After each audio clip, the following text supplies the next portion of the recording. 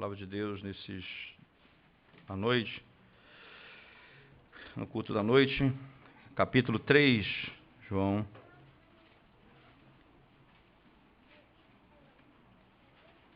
Nós leremos do verso 14 até o verso 21.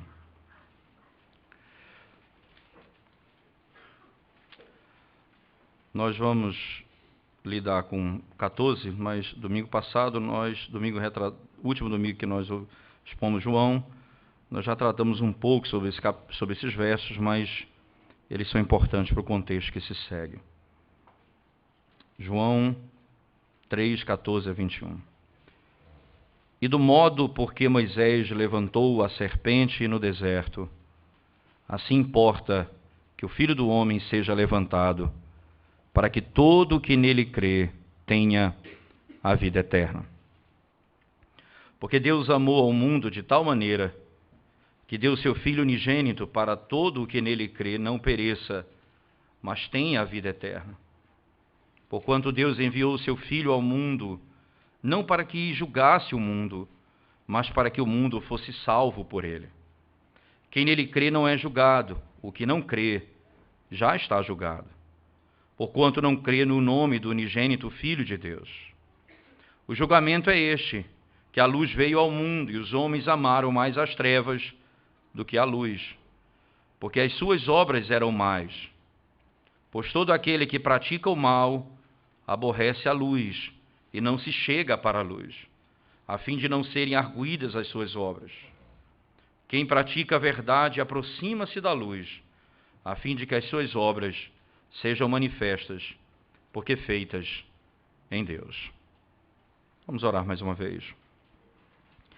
Te damos graças, Senhor, por Tua palavra e pela oportunidade que temos de ouvir a Tua voz essa noite.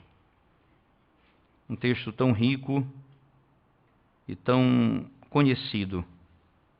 Concede-nos a graça de entendermos a glória do Evangelho revelada nas palavras do Evangelho de João. Pedimos que o Teu Espírito nos conceda a graça de compreendermos, crermos, confiarmos, aceitarmos e vivermos para a Tua glória, Senhor Deus. Ajuda-nos, é o que te pedimos, em nome de Jesus. Amém.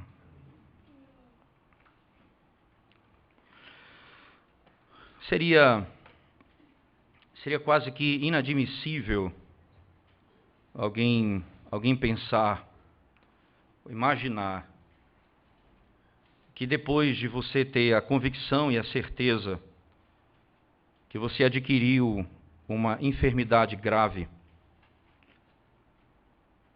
até mesmo uma enfermidade fatal, e que você, em pouco tempo, vai ter sua vida ceifada. Então foi lhe dado a seguinte informação: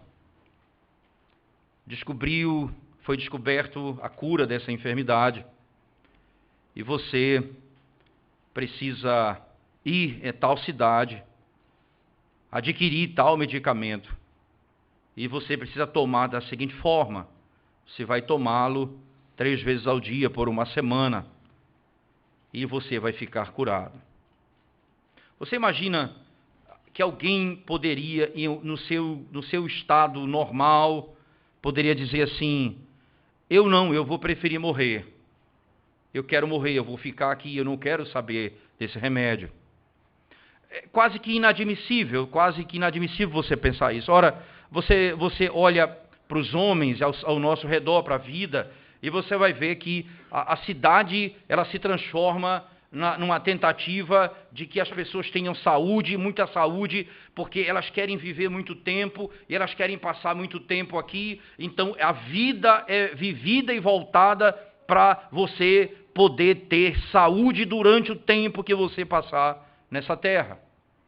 É inadmissível pensar na primeira hipótese, porque o mundo gira em torno da busca de uma vida de qualidade, saudável para muita gente, por muito tempo.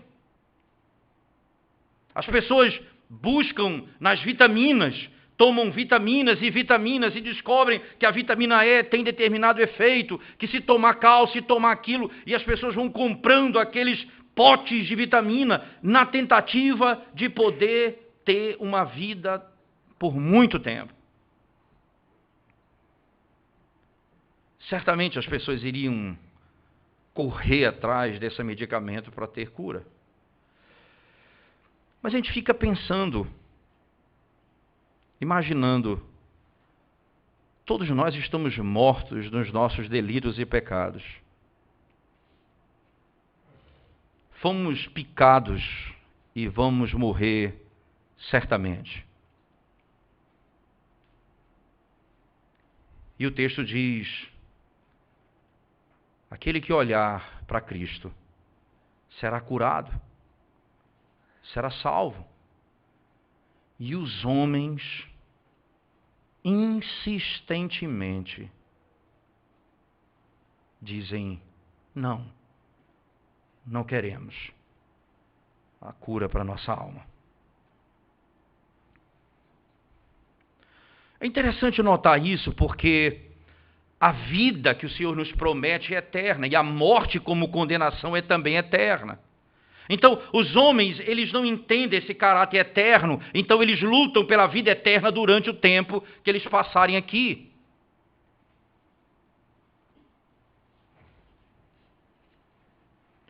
Eu não sei quantos de vocês assistiram a Múmia, o filme, e nesse último filme, ele conta exatamente a história do exército chamado, que é do Terra Dakota, que foi um achado arqueológico até, e que nós tivemos o privilégio de ir ao museu de Louvre em Atlanta, conhecer essa exposição, quando soldados do tamanho de um homem normal foram enterrados juntamente com o imperador, porque o imperador buscou por todos os meios a vida eterna. Ele tentou encontrar por todos os meios a vida eterna, por meio de elixir, por meio de plantas, e enviava expedições e expedições, tentava encontrar a solução para ter a vida eterna. E quando ele percebeu que não conseguiria, então ele criou um império e foi enterrado com ele. Que foi enterrado com ele. E foi encontrado com profundidade considerável na terra, um exército juntamente com o imperador. Um reino para si.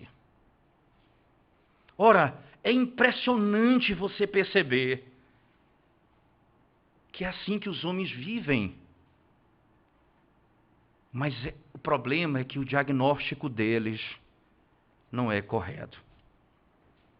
O texto que antecede João 3,16, o verso 14 e 15, descreve aquela narrativa em que o Senhor, usa a figura do que aconteceu lá em Números, no capítulo 21. Quando o povo em pecado, veja, João 3,14 diz: de modo, porque Moisés levantou a serpente no deserto, assim importa que o Filho do Homem seja levantado.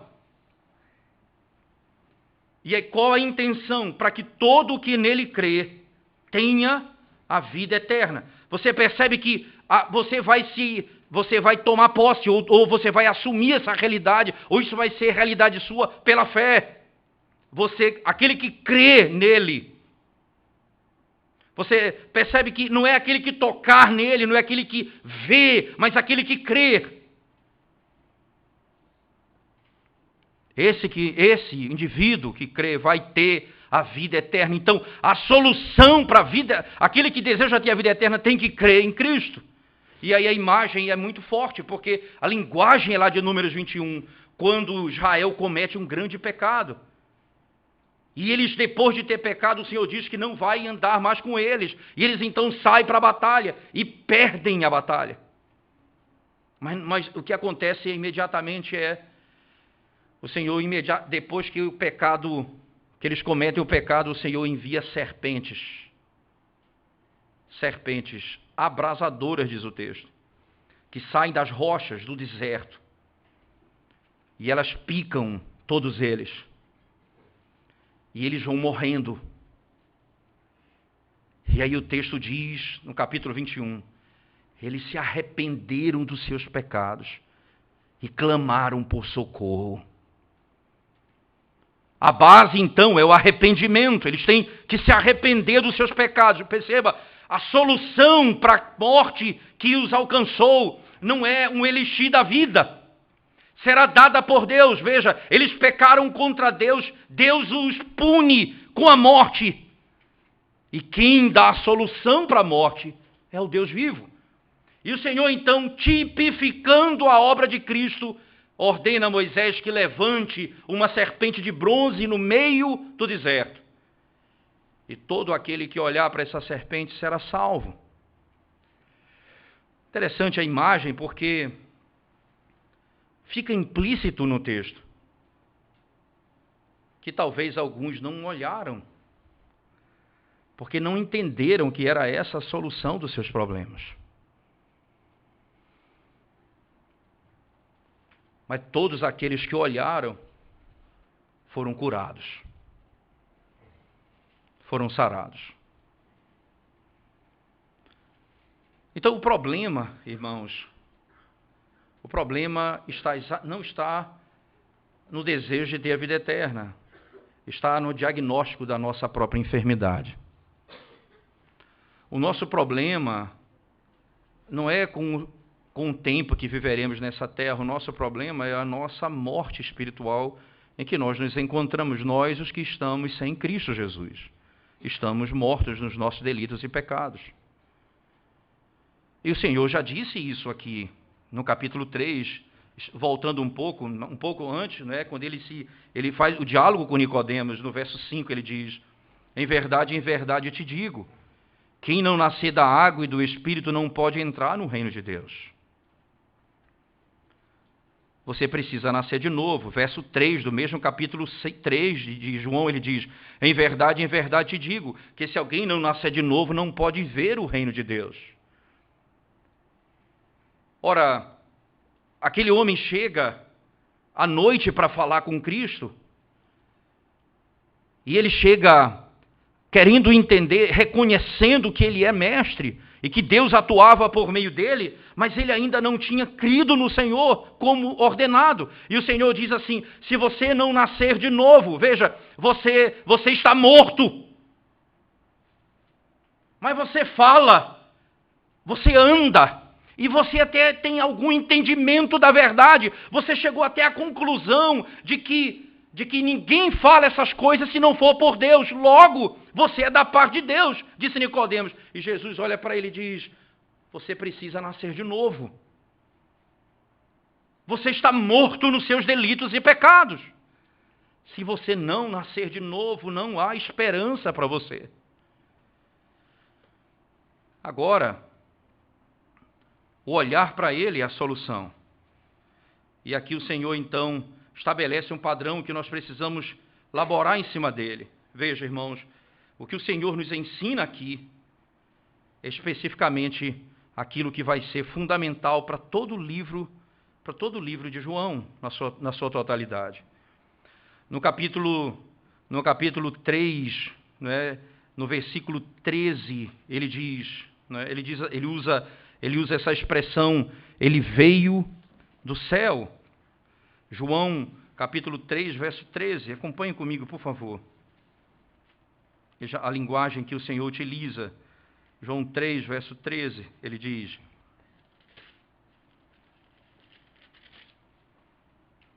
ora, ninguém subiu ao céu, senão aquele que de lá desceu, a saber, o Filho do Homem, que está no céu. Interessante a linguagem de Deus manifestando a sua glória sobre a terra. Aquele que veio do céu. Esse é o Cristo. Onde ele está, o verso termina, que está no céu. Que coisa interessante, ele diz: ora, ninguém subiu ao céu, senão aquele que de lá desceu. O Filho do Homem, que está no céu. Embora na sua natureza humana Cristo está sobre a terra, mas ele está também na sua natureza divina. ele está presente em todos os lugares. No capítulo 1 de João, veja, capítulo 1 de João, verso 48, acompanhe comigo. Ele diz assim, João 1, 48, perguntou-lhe Natanael, de onde me conhece? Respondeu Jesus, antes de Filipe te chamar, eu te vi quando estavas debaixo da figueira. Ele está em todos os lugares, incluindo os céus. E ele tem autoridade para falar sobre todos os assuntos e temas, especialmente da eternidade. Esse que veio do céu é o que tem autoridade de dizer exatamente a situação da sua alma. É ele que vai declarar o estado da tua alma.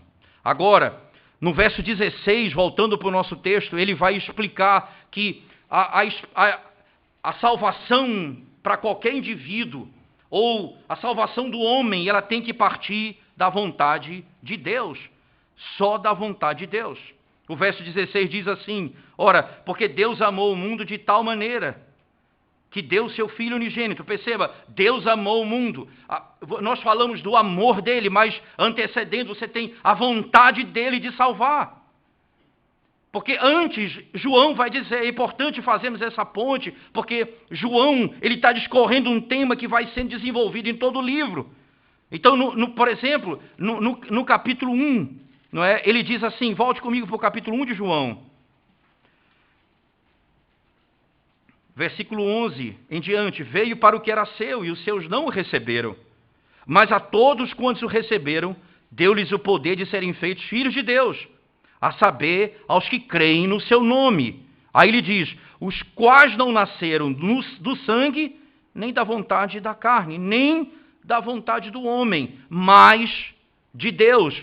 Perceba, esses nasceram da vontade de Deus. Foi Deus quem determinou esses indivíduos. Esses são os meus eleitos. A salvação veio pela vontade de Deus, não pela vontade do homem. Então, ele começa com a explicação última, com o ponto último. De onde procede a salvação? De Deus. Não procede do homem.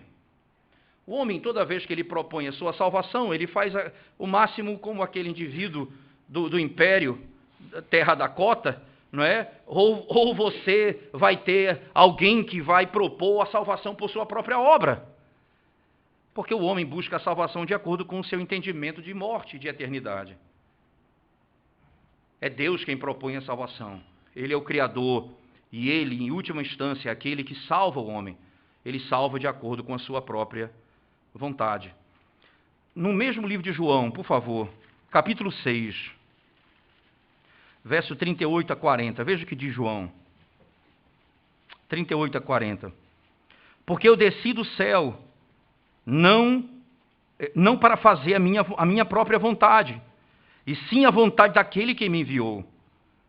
E a vontade de quem me enviou é esta, que nenhum eu perca de todos os que me deu. Pelo contrário, eu o ressuscitarei no último dia. De fato, a vontade de meu Pai é que todo homem que vir o Filho e nele crê, tenha vida eterna, e eu o ressuscitarei no último dia. Veja, a vontade de meu Pai é essa. Então, é essa a vontade de Deus. Então, não nasce pela vontade do homem, mas pela vontade do próprio Deus. Ele diz, João 3,16, porque Deus amou o mundo de tal maneira. E aí essa expressão, a vontade de Deus, ele amou o mundo. Importante nós entendermos esse conceito de amor aqui, irmãos. Veja, Deus, o Filho, não conquistou o amor do Pai pelos pecadores, entenda isso. O Pai odiava, e o Filho então conquistou o amor do Pai pelos pecadores. Não é assim que o texto está descrevendo. Entenda que ele veio porque Deus amou os pecadores.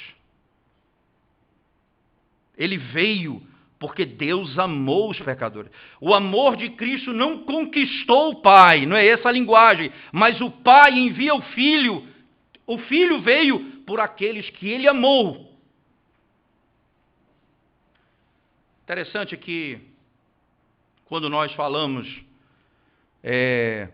a bênção apostólica, né, no final, né, o amor de Deus, o Pai, a graça do nosso Senhor Jesus Cristo, veja a linguagem, o amor de Deus, essa é a linguagem, porque Deus amou, e o Filho então veio exatamente porque Deus amou o mundo. Mas essa linguagem é muito intrigante no verso 16, veja, quando ele diz, porque Deus amou o mundo de tal maneira. Essa expressão, tal maneira, não é? Porque é uma perspectiva tão diferente, não é? Porque eu posso demonstrar amor de muitas maneiras, mas esse amor, ele é de uma maneira distinta. O próprio João, na carta dele, na primeira carta de João, por favor, sem desmarcar o texto, mesmo o autor, primeira carta de João, no capítulo 3, ele diz assim, versículo 1, 1 João 3, versículo 1, ele diz assim, vede que grande amor nos tem concedido, Pai, a ponto de sermos chamados filhos de Deus. A ponto de sermos chamados. Vede que grande amor. E aí, essa linguagem de João não é novidade, porque lá no Evangelho ele diz, porque Deus amou o mundo de tal maneira. Ora, por que isso é tão intrigante, irmãos? Porque se fosse apenas, imagine o seguinte, o amor de Deus por sua criatura, que ele criou e mandou fazer a sua vontade, e esse indivíduo então foi obediente, e Deus então vai redimi-lo. Essa é uma perspectiva do amor. Mas mesmo quando Deus deu ao homem no Éden a ordem para não comer de determinada árvore, ele deu a ele por amor tudo o que ele podia ter para poder cumprir aquela ordem que ele concedeu a ele. Mas agora nós estamos falando daquele que foi criado e que dentro do santuário levantou-se contra o Senhor e pecou, se tornando seu inimigo. Agora nós estamos falando daquele que descumpriu a sua lei, daquele que se levantou contra ele, daquele que agora inclina o coração contra ele, daquele que anda longe dele.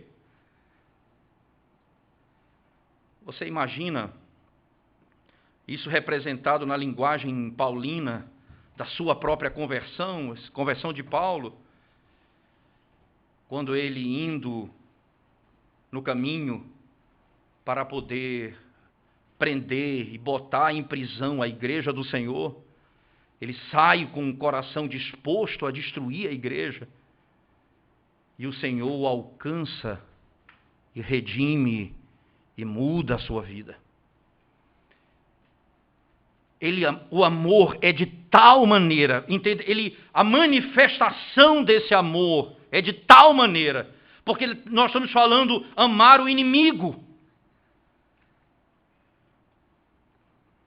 É interessante notar, por favor, não mais em João, mas na carta de Paulo aos Romanos, capítulo 5. Por favor, venha comigo, Romanos 5, veja essa linguagem de Paulo em Romanos. Ele diz assim, verso 6 em diante do capítulo 5 de Romanos, porque Cristo, quando nós ainda éramos fracos, veja a linguagem, porque quando nós ainda éramos fracos, morreu a seu tempo pelos ímpios. Dificilmente alguém morreria por um justo, pois poderá ser que pelo bom alguém se anime a morrer. Mas Deus prova o seu próprio amor para conosco, pelo fato de ter Cristo morrido por nós, sendo nós ainda pecadores. Mas veja ainda, por favor, no versículo 10, porque se nós, quando inimigos, fomos reconciliados com Deus mediante a morte do seu Filho, muito mais, estando já reconciliados, seremos salvos pela sua vida. Veja que ele veio, ele amou o mundo de tal maneira, porque nós éramos inimigos, nós éramos pecadores, nós éramos fracos.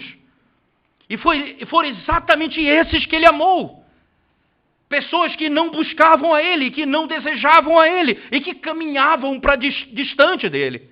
Pelo contrário, eles não só caminhavam para longe, eles eram inimigos da verdade. Vivíamos contra a verdade, como o exemplo de Paulo, que ia matar os membros da igreja quando ele foi salvo. Então João descreve que a vontade de Deus é a base da salvação. Deus quis assim. Verso 16 de João 3, então, porque Deus amou o mundo de tal maneira que deu o seu Filho. E veja a imagem, unigênito, isto é, o seu único Filho. O seu único Filho.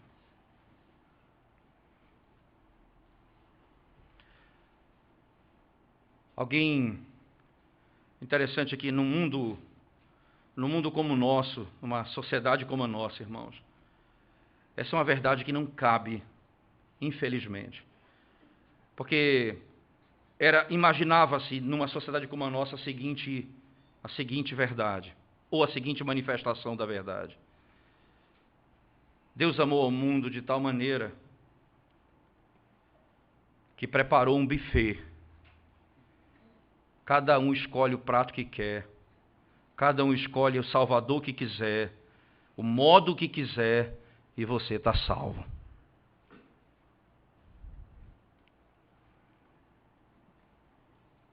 É assim que a sociedade pensa sobre o amor de Deus. As pessoas pensam, olha, Deus é amor, então cada um segue o seu próprio caminho. Ora, Deus é amor, então cada um é salvo da sua própria maneira. Deus é amor, então cada um busca o seu próprio modelo de salvação. E aí nós vamos dizer, não, os islâmicos não estão errados, os espíritas mais ou menos. Ora, porque o indivíduo, ele adora santo, qual o problema disso? Você percebe, dentro da nossa sociedade, o que está posto é uma salvação em que cada um constrói o modo de sair da condenação que se encontra. Mas não cabe isso no Evangelho. O Evangelho descreve, porque Deus amou ao mundo de tal maneira que deu o seu Filho unigênito. Veja, em outras palavras, esse é o único caminho, essa é a única maneira, esse é o único modo de ser salvo. Não há outra modalidade de salvação. Ele deu o seu Filho, unigênito Filho de Deus. Interessante pensar nessa relação trinitariana, porque João vai descrevê-la no capítulo 15, que o Pai ama o Filho. Então, o amor, que é uma realidade trinitária, entende que o amor, ele não é visto na relação com o homem, ele é a manifestação da relação trinitária. E o Espírito Santo, ele é a manifestação do amor de Deus, que aplica a obra da salvação no coração do pecador. O que nós temos é, para que Deus possa amar, entenda isso, para que Deus possa amar, para que Deus, ele diga, Deus é amor. Para ele ser amor, ele tem que ser triuno. Porque o amor envolve relacionamento, o amor envolve manifestação de um para com o outro. Você não pode amar sendo só. Ele tem que ser triuno. Daí o conceito, então, ele ama, quando ele ama os homens. Essa é uma expressão da relação. Ele ama os homens em quem? No seu Filho. Porque ele ama o Filho. E se ele ama o Filho, ele ama a igreja. Que ele deu o seu Filho para morrer por ela. Então, o texto continua, por favor, voltando um verso. Porque Deus amou o mundo de tal maneira que deu o seu Filho unigênito. Entenda que alguém tem a tendência de pensar o seguinte, veja, o Senhor está especificando aqui uma salvação universalista, porque Deus amou o mundo. Então, se Ele amou o mundo, logo todo mundo vai ser salvo. Bem, se todo mundo vai ser salvo, implica diretamente num princípio. Nem todo mundo crê no Senhor. Então, o que nós estamos fazendo aqui, não vivendo a vida do mundo, não satisfazendo a nossa carnalidade, não buscando a satisfação do mundo, o que nós estamos fazendo aqui? Se os que estão lá fora serão salvos. Estranho seria. Seria estranho isso. Mas ele diz, olha, porque Deus amou o mundo. E esse mundo, entenda, esse mundo caído, esse mundo que está posto nas trevas, ele ama esse mundo de tal maneira que envia o seu Filho para salvar todo aquele que crê. Veja, não é salvar o mundo, aquele que crê no seu nome. Então, a salvação, não pode haver salvação nessa perspectiva, isto é, sem crer em Cristo, ou sem confiar nele, ou dizer assim, veja, vocês estão na igreja e vocês são salvos, mas nós estamos no mundo e vamos ser salvos também. Olha, nós satisfazemos a nossa vida lá fora e vamos ser salvos também. Jesus está dizendo, o Evangelho é claro, porque Deus amou o mundo de tal maneira que deu o seu Filho unigênito para que todo aquele que nele crê tenha a vida eterna. Tenha a vida eterna.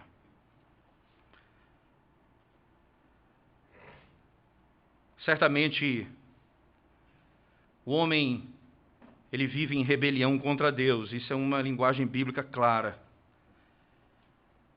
Ele se rebela contra Deus e por ser rebelde contra o Senhor é o único caminho pelo qual ele pode ser salvo. E essa é a manifestação de amor. Você imagina, ele ama sem que nós demonstremos nenhum amor por ele. Ele ama antes de eu ter dito alguma coisa para ele. Boa. Ele ama antes mesmo de eu ter nascido. Spurgeon, é atribuído a ele esse pensamento, dizia, Deus teve de me escolher antes de eu nascer, porque se fosse depois de nascer, ele não encontraria nada de bom em mim que pudesse atraí-lo a mim.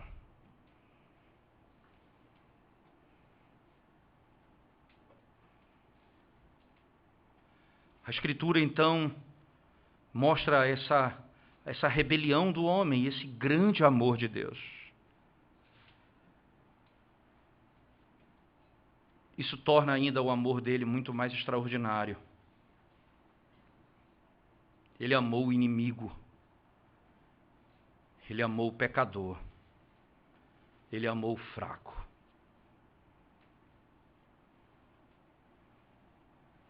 E ele deu o seu Filho por nós. No Evangelho de João, você pode ver essa linguagem da rebelião do homem sendo manifestada em vários lugares. Por favor, venha comigo. João capítulo 7, verso 7, por favor. João 7, verso 7. Diz assim, não pode o mundo odiar-vos, mas a mim me odeia, porque eu dou testemunho a seu respeito de que as suas obras são más. O mundo me odeia. O mundo me odeia. João 8, verso 23, por favor, diz o texto sagrado. E prosseguiu, vós sois cá de baixo, eu sou lá de cima. Vós sois deste mundo, eu deste mundo Não sou. Ainda, mesmo João, capítulo 14, verso 17, por favor. João 14, 17. Diz assim o texto sagrado: o Espírito da verdade que o mundo não pode receber, porque não o vê, nem o conhece. Vós o conheceis, porque ele habita convosco e estará em vós. Veja, o Espírito da verdade que o mundo não pode receber, vós conheceis.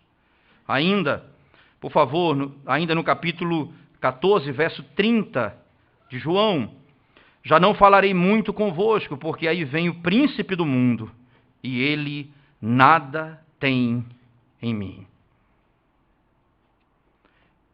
E já não falarei muito convosco, porque aí vem o príncipe do mundo, e ele nada tem em mim.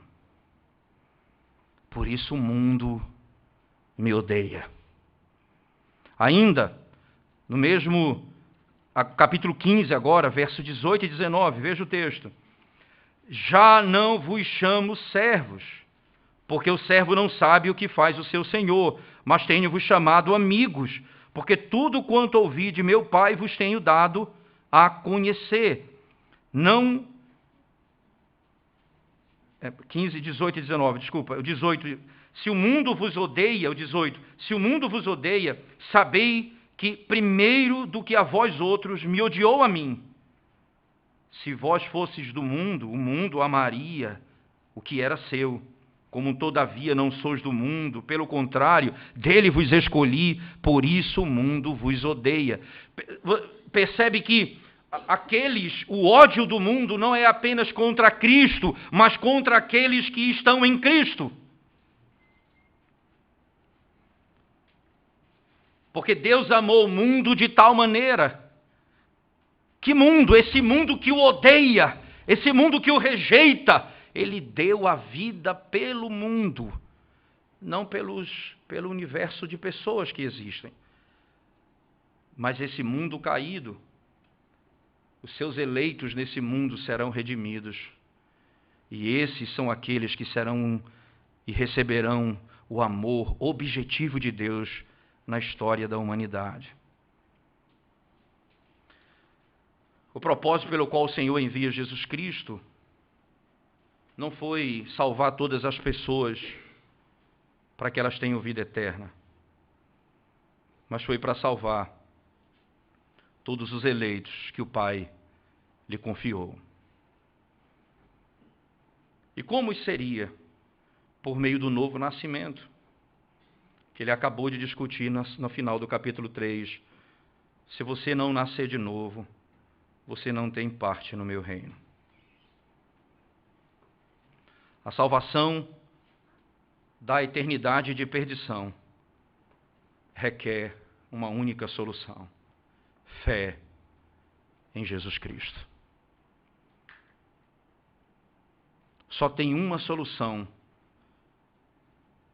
da ruína eterna que alcançou os homens: a fé em Jesus Cristo. E ele veio exatamente para salvar aqueles que o Pai lhe concedeu. Quem são esses? São aqueles que creem no seu nome. Ele não veio salvar o mundo na sua totalidade, nem veio salvar aqueles que naturalmente desejam a salvação, mas veio salvar aqueles que o Pai lhe deu. São esses que ele veio salvar. Isso se deu como? Por um amor que nós não podemos descrever, enviando o seu Filho para morrer pelos nossos pecados, quando nós ainda éramos inimigos, fracos e pecadores. A sequência do texto nos ajuda a entender que não há como separar essa relação de amor com juízo ou condenação. Veja, no verso 17, Perceba que o conceito não para aí, porque você poderia muito bem dizer, ora, Deus amou o mundo e enviou o seu Filho para salvar, mas o juízo não está envolvido aqui. 17 diz, porquanto Deus enviou o seu Filho ao mundo, não para que o julgasse o mundo, mas para que o mundo fosse salvo por ele. E aí, perceba, diretamente você diz, ora, o Senhor não vai condenar ninguém ao inferno aqui. E o que ele está descrevendo são os dois momentos da obra de Cristo. Ele veio ao mundo para salvar e ele voltará para julgar o mundo. Então, ele veio para salvar. Só que o julgamento é feito no ato de crer ou não crer. Se você crê, você é salvo. Se você não crê, você já está condenado. Esse é o princípio. Verso 18. Quem nele crê não é julgado. O que não crê já está julgado, porquanto não crê no nome do unigênito Filho de Deus. Percebe que o amor que o Pai demonstra enviando o Filho para salvar o povo do pecado é a única forma de salvação. E isso é demonstrado pela maneira como se dá o resultado da rejeição do nome dele. Se você não crê no nome dele, você não tem uma outra opção, você não tem um outro caminho, você já está condenado. Isso é uma declaração óbvia de que não existe outro meio de salvação. Se você crê, você está salvo. Se você não crê, você já está condenado. E como é que eu sei disso, irmãos? Verso 19, o julgamento é este: que a luz veio ao mundo, e os homens amaram mais as trevas do que a luz. Amaram mais as trevas do que a luz, porque as suas obras eram más. Quando o Senhor descreve a salvação em Romanos, Paulo descreve a salvação em Romanos, no capítulo 5, diz, justificados, pois, mediante a fé, temos paz com Deus. Ora, se nós não cremos no Senhor, nós somos inimigos de Deus, não há paz entre nós e Deus. Nós não somos nova criatura, estamos debaixo de condenação. Mas o que intriga porque aí onde está a falácia, o engano de Satanás e do nosso próprio coração. Os homens continuam tranquilamente vivendo suas vidas.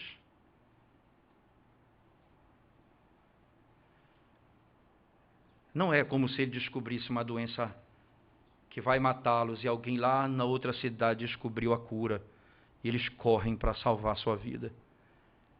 Eles não perceberam que estão mortos. Eles não perceberam. Mas isso até mesmo na linguagem da medicina pode ser usado como argumento. Veja, o fato de você não saber que você está com tuberculose não significa que você não esteja com tuberculose. Se você for fazer um exame, você descobre que está com tuberculose, você vai descobrir que está com tuberculose. Mas você pode estar com tuberculose sem saber que está com tuberculose. A tua ignorância não te torna sem tuberculose. A tua ignorância não te livra da doença. Entende? Então, a tua ignorância ou a tua falta de entendimento não te livra da morte. O problema é que esse diagnóstico ele é dado em 2 momentos apenas. Na salvação ou no juízo eterno. Não existe outro lugar para que esse diagnóstico seja dado. É dado, como foi dado lá em Números 21, quando as serpentes picaram e eles morreram, eles começaram a partir para a morte, adoecer e morrer. O texto diz que eles se arrependeram dos seus pecados e clamaram por misericórdia. E Deus envia a libertação para eles. exatamente agora.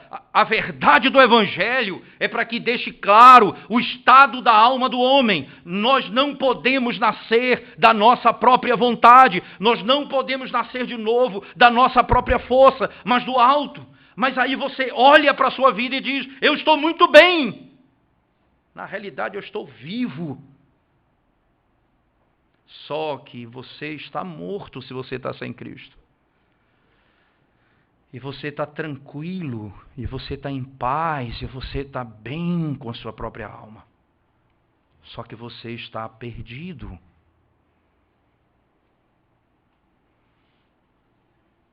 E é o Senhor que diz: sabe por que isso é verdade? Porque os homens amam mais as trevas do que a luz.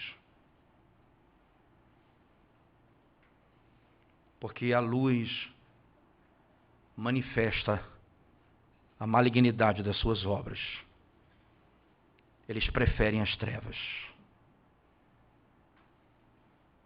Nicodemos vai buscar a luz à noite. Só que a luz é poderosa para mudar a vida dele. E à noite, ele entende que precisa nascer de novo, que está morto e não pode fazer nada com a sua própria mão. Ele carece da misericórdia de Deus.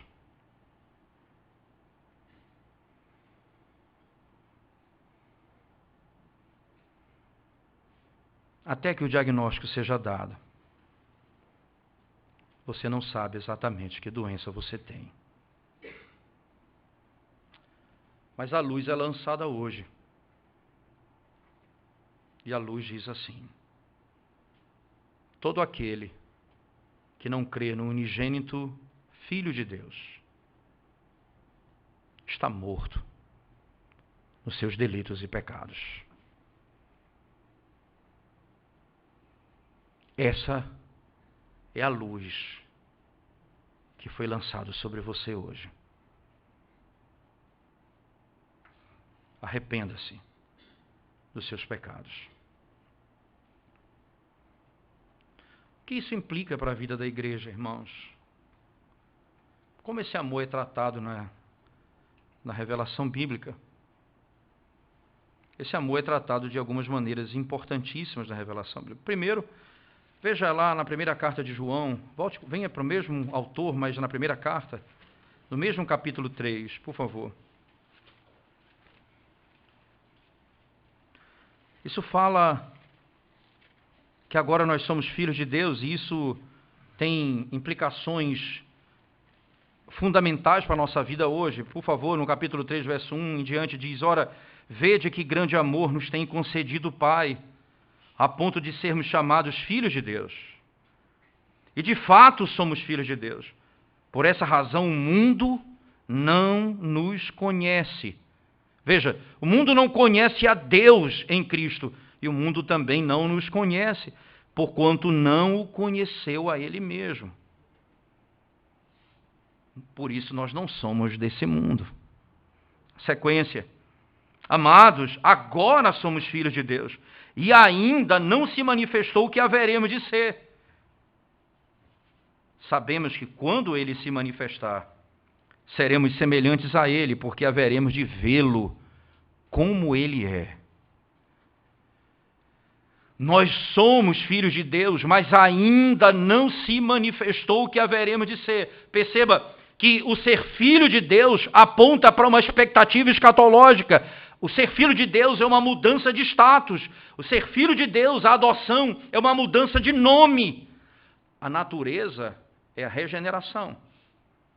Nós somos regenerados, uma mudança na nossa natureza. O nosso coração foi transformado. Mas a adoção, ser chamado filho de Deus, é uma mudança no nome. Agora somos chamados filhos de Deus. Mas ainda não se manifestou o que nós haveremos de ser, nós que estamos nele. O que é que nós seremos? Seremos como ele é. E o que que ele é? Verso 3. a si mesmo se purifica. Todo que nele tem esta esperança, assim como ele é puro. Ele é puro e nós vivemos na pureza. Verso 7 do mesmo capítulo 3. Filhinhos, não vos deixeis enganar, porque ninguém, por ninguém, aquele que pratica a justiça é justo, assim como ele é justo. Nós seremos como ele é. Ele é justo e nós praticamos a justiça. E ainda, no versículo 10 do mesmo capítulo 3, nisto são manifestos os filhos de Deus e os filhos do diabo. Todo aquele que não pratica justiça não procede de Deus, nem aquele que não ama seu irmão. Veja o verso 11. Porque a mensagem que ouvistes desde o princípio é esta, que nos amemos uns aos outros. Não segundo Caim, que era do maligno e assassinou a seu irmão. E por que o assassinou? Porque as suas obras eram más e as obras de seu irmão justas. Irmãos, não vos maravilheis se o mundo vos odeia. Veja, não vos maravilheis se o mundo vos odeia, porque odiou o nosso Salvador. Então vai odiar a sua igreja. Eles vão ter ódio pelo povo de Deus. E como isso funciona, irmãos? Funciona com a imagem clara lá do livro de Gênesis, no capítulo 4. A primeira vez que a igreja foi perseguida na história foi quando Caim se levanta para matar Abel. A imagem é perfeita. João descreve, nós devemos amar não como Caim, que matou seu irmão. Veja, Caim era do maligno, diz o texto. Ele se levanta e mata o seu irmão Abel. Aí João passa imediatamente para o argumento. Não vos maravilheis se o mundo, e aí, mundo Caim, se o mundo vos odeia, vos aqui, refere-se à ligação com Abel. Nós somos a igreja do Senhor do Antigo Testamento, manifestada, e Caim é o inimigo que se levanta contra a igreja para matar. Essa é a lógica. Perceba que o ódio do mundo se manifesta de maneira clara contra a igreja. Eles vão matar Jesus Cristo. Eles vão tirar Jesus Cristo. Mas o amor de Cristo é tão extraordinário que quando ele está sendo morto, ele está sendo julgado pelos nossos pecados. E quando ele morre para salvar o pecado daqueles que estão matando e tirando a sua vida. Porque muitos dos que mataram ao Senhor foram redimidos. O ódio tem braços e tem pernas. O amor tem braços e tem pernas. Quem odeia, mata. Quem ama, dá a vida pelos irmãos. Essa lógica João vai levar para o fim do texto, por favor. Mesmo João 3, por favor, ele diz assim, verso 15. Todo aquele que odeia seu irmão é assassino. Ora, vós sabeis que todo assassino não tem a vida eterna permanente em si. Nisto conhecemos o amor, que Cristo deu a sua vida por nós, e devemos dar nossa vida pelos irmãos. Esse é o efeito na vida da igreja. Porque nós vamos refletir o amor de Deus, não o ódio do mundo. Quem odeia é filho de Satanás. A imagem é extraordinária, porque, veja, na sequência do texto, verso 17, veja aí, ele vai falar do amor que tem braço e perna. Verso 17, ora, aquele que possuir recursos desse mundo e vir a seu irmão padecer necessidade e fechar-lhe o seu coração, como pode permanecer nele o amor de Deus? Filhinhos, não amemos de palavra nem de língua, mas de fato e de verdade. Você percebe que o amor, então, não é um sentimento, é compromisso e pacto, é aliança. O Senhor fez um pacto na eternidade e manifestou o seu amor para dar o seu Filho pelo seu povo. Quantas vezes nós, como igreja, já fomos merecedores, e muito mais do que merecedores, de sermos lançados no inferno. Veja a glória desse amor. Por causa do amor dele para com a sua igreja, ele enviou o seu Filho para nos redimir. E é somente por ele que nós somos salvos. Quando alguém ama, alguém dá a vida pelo outro.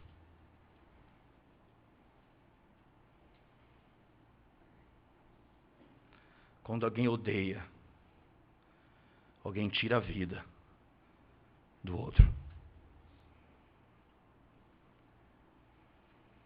Quando alguém ama, ele usa o seu recurso para socorrer o que não tem nada para si. Quando alguém não ama, ele mata o irmão.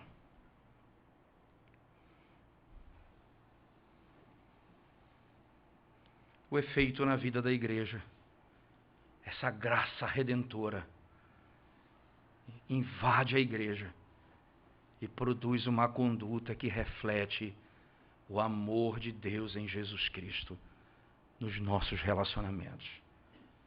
A ponto do apóstolo Paulo dizer assim: maridos, amai vossas esposas, como Cristo amou a igreja e deu a vida por ela.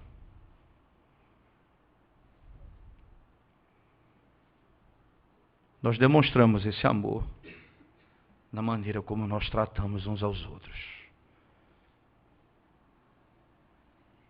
Mas isso começa com a graça da salvação, pela vontade de Deus, pelo amor de Deus, enviando o seu Filho, o seu único Filho, para morrer por nós, inimigos, pecadores, fracos.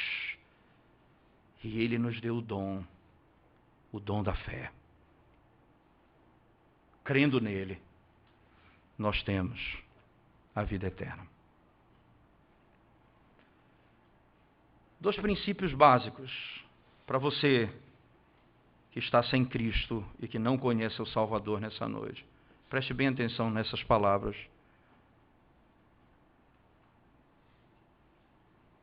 Talvez você não saiba exatamente o estado da sua alma.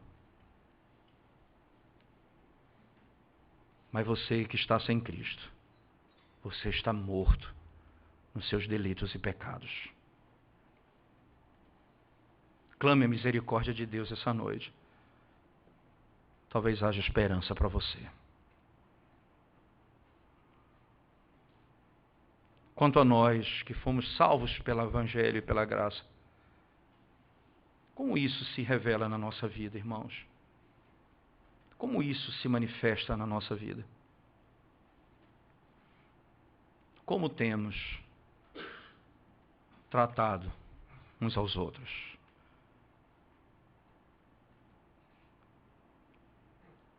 Filhinhos, não amemos de palavra e de língua, mas de fato e de verdade. Vamos orar ao Senhor mais uma vez. Te damos graças, Senhor, pelo Evangelho que nos constrange. Um amor que é impenetrável, extraordinário, e que é real. Podermos, ó Deus, como salvos no Senhor, nas nossas maiores tribulações, podermos dizer: nós somos amados de Deus. Nós somos amados do Senhor. E Ele é a nossa esperança. Ajuda-nos, Senhor, como crentes no Teu nome, crendo na Tua obra, pelo poder do Espírito Santo, Ajuda-nos a vivermos dessa maneira, amando uns aos outros, cuidando uns dos outros, manifestando a glória do Evangelho dessa forma.